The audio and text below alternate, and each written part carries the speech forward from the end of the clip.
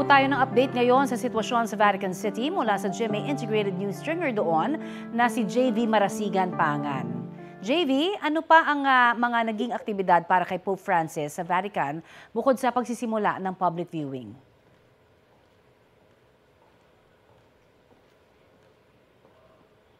JV?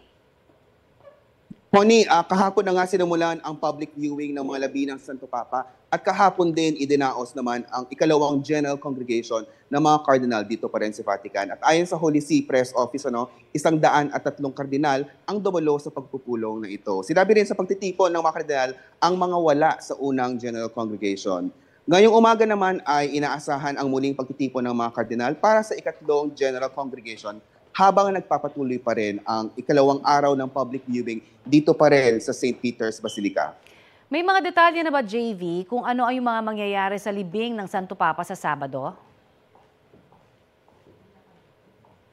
Bukas, April 25, magkakaroon muna ng seremonya ng closing of the coffin sa pagtatapos ng public viewing. Magsisimula raw yan ng alas 8 ng gabi. At sa araw mismo ng libing, magkakaroon ng funeral mass bago dalhin ang kabaong sa Papal Basilica of St. Mary Major. Dito yan sa Rome. At pangungunahan ang misa ni Camerlengo of the Holy Roman Church, Reverend Cardinal Kevin Joseph Farrell at iba pang kardinal.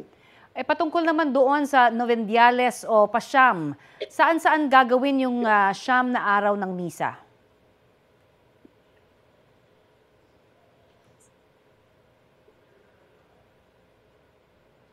Sa ikalawang General Congregation, inaprobahan na rin ang schedule ng Novem Diales na sinasabi natin. O ang sinaunang siyam na araw ng panalangin ng pagduluksa para sa Santo Papa. Unang misa ay alas 10 ng umaga, oras dito sa Vatican, sa April 26, sa churchyard yan ng St. Peter's Basilica. Ito na yung tinatawag nating funeral mass. 10:30 a.m. naman sa April 27 at magiging 5 p.m. simula April 28 hanggang May 4, araw-araw na yon, Connie. Alright, maraming salamat, GMA Integrated News Stringer JV Marasigan Pangan.